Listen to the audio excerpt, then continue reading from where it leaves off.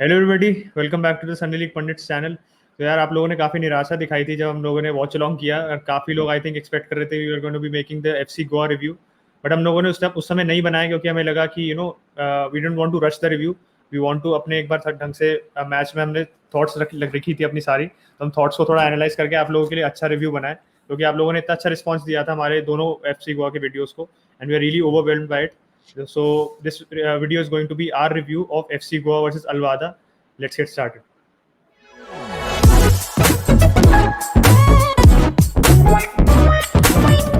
यार, match review शुरू करने से पहले मैं धीरज सिंह को शॉर्ट आउट देना चाहूँगा। भाई, क्या परफॉर्मेंस थी बंदे की। मेरे ख्याल से एडू को मैन ऑफ द मैच मिल गया था। स्पॉन्सर्स देते हैं उसमें तो कोई ना कॉल नहीं रहता, लेकिन मेरे ख्याल से Dheeraj Singh was definitely man of the match.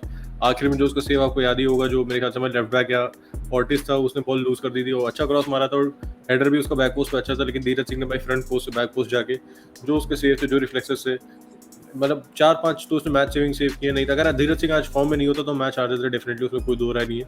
और obviously stepping up at the big moments तो देख के बहुत अच्छा लगा, क्योंकि सबको पता था अंडर 17 में सबने उसको पहली बार देखा था, सबको पता था कि is a very good keeper, लेकिन इस लेवल का कीपर होगा कि एएफसी चैंपियंस लीग में आके एफसी गोवा के लिए परफॉर्म करे और मेरे ख्याल से मैन ऑफ द मैच कह रहा है, तो इट्स अ डिफरेंट थिंग। मतलब I am very very much impress with Dheeraj Singh. मेरे ख्याल से इंडिया को कीपर हो सकता है अगले 1-2 साल में, टू बी ऑनेस्ट। अगर यार अलवादा की बात करें तो मेरे हिसाब से जो हमने स्टार्ट किया था पहले 10 मिनट में, एफसी गोवा का काफ़ी ब्राइट स्टार्ट था। हमने पहले 10 मिनट हमको थोड़ा डोमिनेट किया, 2 कॉर्नर मिले थे हमको, तो मुझे लगा काफ़ी अच्छा स्टार्ट है कंसिडरिंग लास्ट मैच, लगता है इस पर बिल्ड कर सकते थे। लेकिन उसके बाद ये था कि अलवादा की क्वालिटी दिखी, they came back into the match और फर्स्ट हाफ मोस्टली उन्होंने डोमिनेट किया। उनकी कैप्टन की बात करो इस्माइल मटर, भाई उसकी इवान गोंजालेस की अच्छी राइवलरी चली मेरे हिसाब से इस मैच में, और 1-2-3 क्रूशल टैकल मारे थे इवान गोंजालेस को, उसमें एक मुझे लग रहा था शायद पेनल्टी मिल जाएगी उनको, लेकिन नहीं दी रेफ ने, थम्स अप रेफ। और इस्माइल मटर की परफॉर्मेंस की बात करें फर्स्ट हाफ में, यार वो पहले 10-15 मिनट 20 मिनट वो काफ़ी इन बिटवीन द लाइंस काफ़ी परेशान कर रहा था एफसी गोवा को, मिडफील्ड और डिफेंस में आके वॉज ऑपरेटिंग देयर, तो nobody was really picking up, क्योंकि उसकी मूवमेंट काफ़ी अच्छी थी। 38 साल का प्लेयर है तो obviously is a lot of experience, तो he was putting experience to work. और अगर जैसे जैसे फर्स्ट हाफ बढ़ता गया आगे, वो थोड़ा डीप आने लगा, थोड़ा पीछे से प्ले बनाने लगा। पीछे से मैं कहूँगा उतना कारीगर नहीं था वो, हाँ he created some good chances, लेकिन मेरे ख्याल से जब वो आगे खेल रहा था, इन बिटवीन द लाइंस खेल रहा था, वो काफ़ी परेशान कर रहा था। वैसे अगर बाकी प्लेयर्स की बात करें तो यार उनके जो बिग नेम प्लेयर्स थे, मैं कहूँगा did not live up to the expectation. They had solid performances, लेकिन जो एक्सपेक्टेड था कि ऑब्वियसली कुछ की यूरोपियन पेडिग्री थी, खिरबीन को हम जानते ही हैं जो सीजन उससे परफॉर्मेंस दी है, वैसा उतना दिखा नहीं उन लोगों से। क्या कहते हो Ajit? Obviously, Khirbin did not have that effective match क्योंकि he was well marshaled हमारे मिडफील्ड ने काफ़ी अच्छा कवर कर रखा था. He lost possession 7 times as well. तो obviously he wasn't able to get the space which he needed. Surprisingly, Matar was all over the place. Ismail Matar, you said he had a good rivalry with Ivan Gonzalez as well, and he created 3 key chances as well. उसके अलावा भी he had some crosses as well, failed थे. I think we were able to cut his crosses out well. So Ismail Matar was the most influential player in the first half, and I think Khirbin didn't have the best of the game. So हमने भी जो अगर गोवा की बात करूँ, Goa our start was good as Utkarsh said. हमारे initially we were making some chances, but I think as the first half progressed, हम थोड़ा सा we were lacking composure. We were losing the possession more often than we would want to. थोड़ा सा we did look under the pressure, हल्का सा बीच में फिर हमारे को कॉम्पैक्ट ब्लॉक मेंटेन करना पड़ा था, हल्का थोड़े फेज के लिए हम प्रैग्मेटिक हुए थे, जिसमें हम we had to keep out the pressure which was sensible again from our part. So अगर आप हमारी परफॉर्मेंस देखो, we started off on a bright note, but थोड़ा सा we lacked a bit of composure, जिससे थोड़ी चांसेस भी बने थे. Towards the end of the half आप देखो, मटैज ने एक शॉट लिया था which was close to the keeper, हमारे कीपर के पास था. धीरज सिंह ऐसे उत्कर्ष ने, it was close but it's still a good save, काफी पावरफुल स्ट्राइक थी. I think first half में one player who I was a little disappointed from was Sheridan Fernandez. I think he was losing possession too much. So why I was disappointed with him was एक particular chance in the 38th minute in the first half, जिसमें we were on the break, we had regained possession.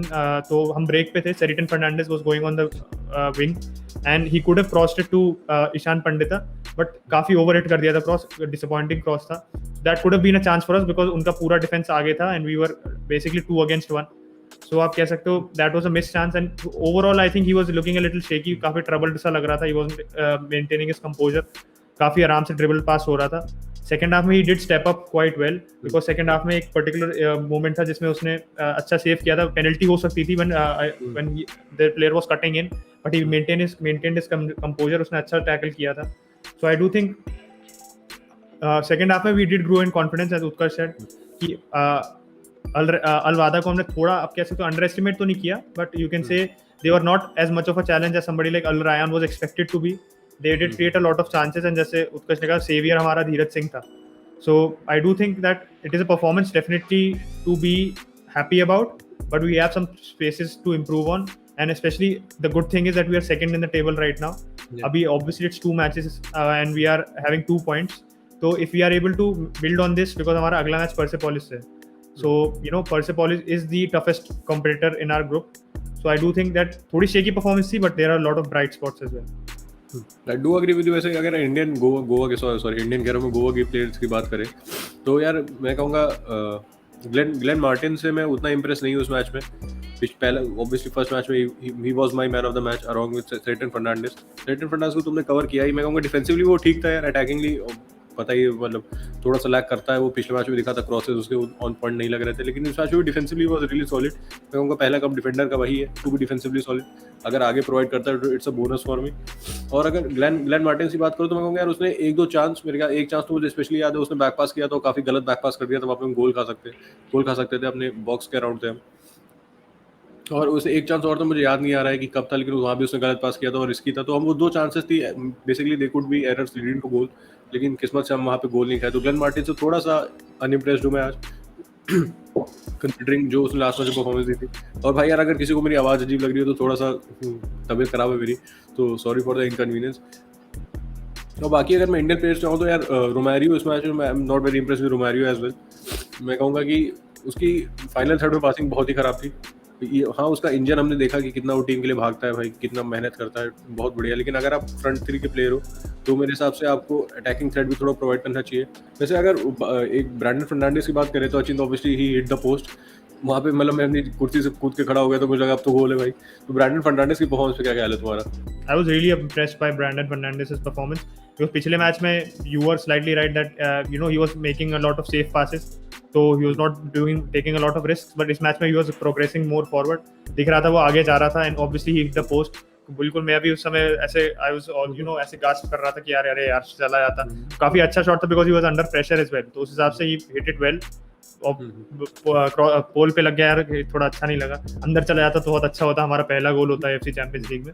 But apart from that उसने cross भी किया था, you know he cross जिसमें अल शब्सी ने save किया था. आई थिंक 73rd मिनट में था वो, where he cross the ball and you know बिल्कुल पैरों में था, but Al शब्सी he came out और उसने एक हाथ लग गया था. तो it could have been a goal. It was good save from their keeper Al Shamsi, but he was very active. I think हमारे जो ब्रेक हो रहे थे जितने भी, उसमें Brandon Fernandes had a key role to play. He was progressing the ball well. Chances भी उसने 1-2 बनाए अच्छे. So I was impressed. He did definitely step up from his first match performance. I do agree. एक player की और बात करना चाहता था, ईशान पंडिता की. भाई ईशान पंडिता से यार मैं ये कहूँगा कि ऑब्वियसली 56 मिनट पे सब हो गया था वो, लेकिन उसके साथ दिक्कत ये है कि मैं दिक्कत क्या कहूँगा, मैं उसकी दिक्कत नहीं बोलूँगा, मैं टीम की दिक्कत बोलूँगा. क्योंकि Ishan Pandita leads the press. First half में भी बहुत बार हुआ, जब तक वो 56 मिनट तक खेल रहा था वहाँ पे भी मैंने काफ़ी बार देखा Ishan Pandita leads the press, लेकिन उसको कोई बैक नहीं करता भाई. और ऑब्वियसली अगर आप उसको बैक नहीं करोगे तो अगर वो एक प्लेयर को प्रेस कर रहा है तो सेकंड प्लेयर को इजी बॉल मिल जाएगी. तो मेरे ख्याल से इस पर हमें थोड़ा सा काम करना चाहिए. या तो ईशान पंडिता भी प्रेस ना करे क्योंकि वो अपनी एनर्जी खराब कर रहा है. फिर अगर हम प्रेस कर रहे हैं तो हमें ऐसा टीम प्रेस करना होगा, क्योंकि ईशान पंडिता की प्रेसिंग से मैं काफ़ी इंप्रेस था. He was running a lot, लेकिन जो बाकी प्लेयर्स थे उसको थोड़ा मतलब बैक कर रहे थे, लेकिन दे वर 2 to 3 सेकंड लेट. और 2-3 सेकंड में पता है आपको ऑब्वियसली गेम कहाँ से कहाँ पहुँच जाता है. तो मैं कहूँगा थोड़ा सा इस पर काम करने की जरूरत है. फर्नांडो ने ऑब्वियसली इसको नोटिस किया होगा, he is the Goa manager, उसको कोई डाउट नहीं कर रहा, उस पर वो थोड़ा काम करेगा. और अटैकिंग थ्रेड की बात करें तो ईशान पंडिता यार इस मैच में ही made a lot of attacking runs. उसको सर्विस नहीं मिली फर्स्ट हाफ में, स्पेशली हमने पहले 10-15 मिनट के बाद ज़्यादा क्रिएट नहीं किया तो उसको सर्विस नहीं मिली. I was little more impressed in his attacking work with Ishan Pandita.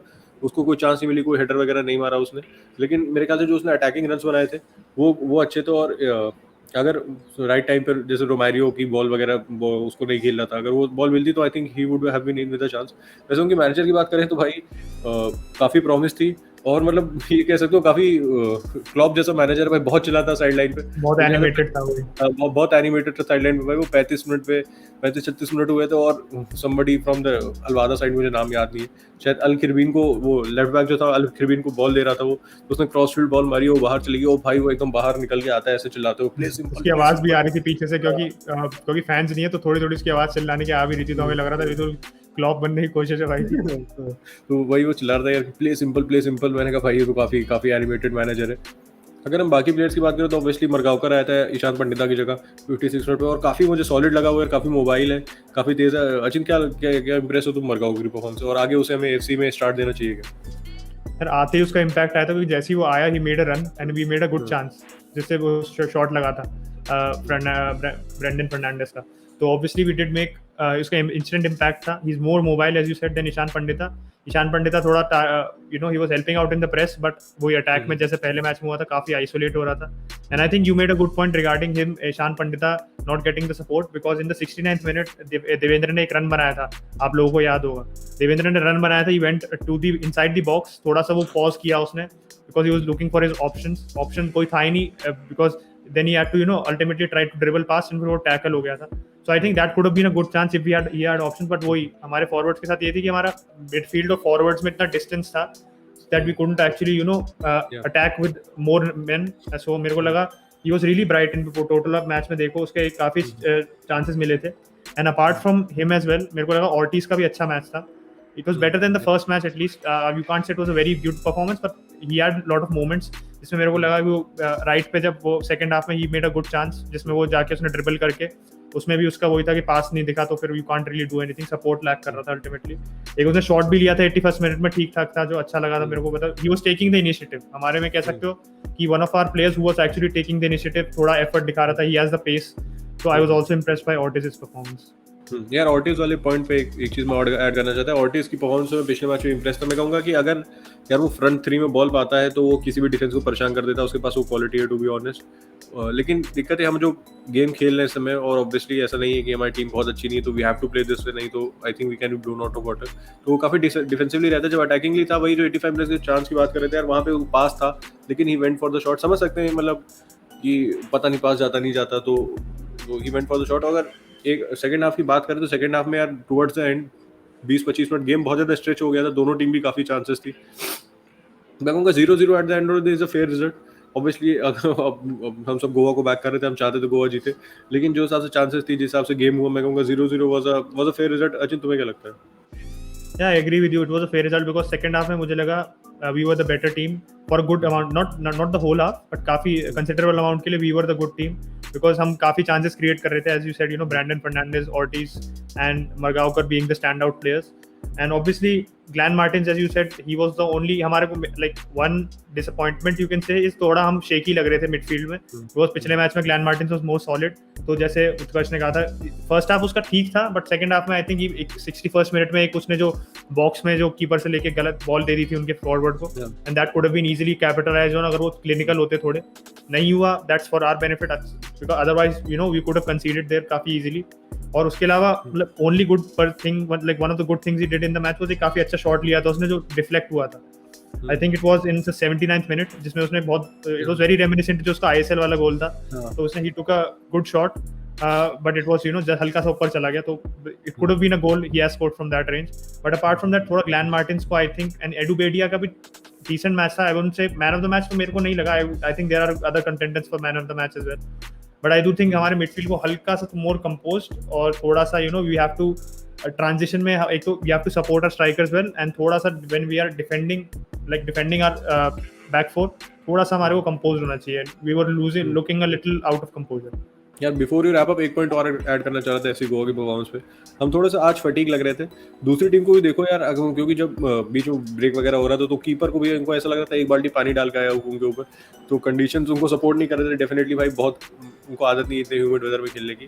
Obviously middle season में गर्मी होती है लेकिन ह्यूमिडिटी इतनी नहीं होती है, क्योंकि ऑब्वियसली आपको पता है डेजर्ट रीजन है वो, तो इफेक्ट जो कंडीशन है उसका हमें फायदा दिख रहा था। लेकिन आज हमें प्लेयर थोड़ी फटीक लगे, और ये जो एएफसी कॉम्पिटिशन है उसको मुझे लगता है कि इस सीजन कोविड की वजह से ऐसा है, क्योंकि हमें 2 दिन का रेस्ट मिला है। 2 दिन में लगातार 2 दिन के रेस्ट के साथ 6 मैच खेलना वुड नॉट बी पॉसिबल, कोई भी टीम के लिए पॉसिबल नहीं है ये।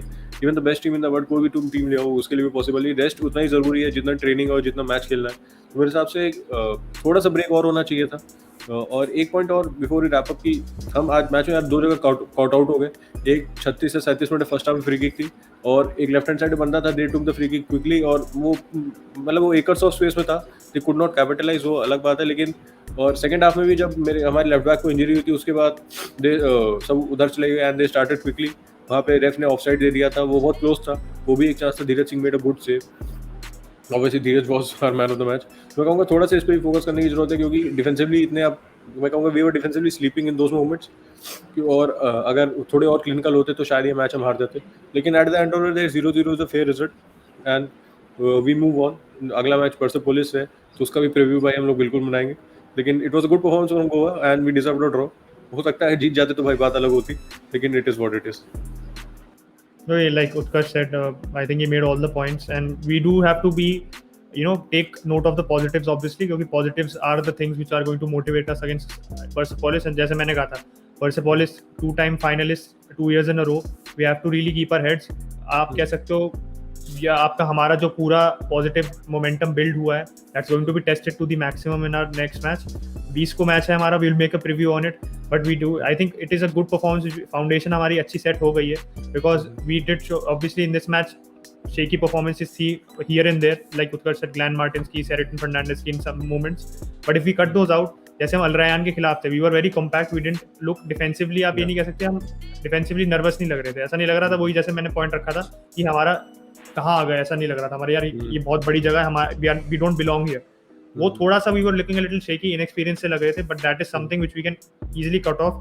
I trust our manager Juan Ferrando to focus down on this, motivate his players. So it's positives only for us, and we have a lot to look forward to. So I hope you guys like this review. We made notes जैसे हम लोगों ने आपको कहा था कि पूरा detail में गए. We didn't want to miss anything because this matters so much. हमारा premier performance है, our initial performance in the AFC Champions League matters a lot because ये हमारे लिए एक foundation set करेगा for the future. So it's our duty to be, as fans, be very diligent and support our team. So I hope you guys like this video. आप comment करो आपको क्या लगा, who was the man of the match according to you, who do you think needs to improve, and क्या लगता है आपको Persepolis के खिलाफ जाते जाते what are your expectations? Please leave them down below.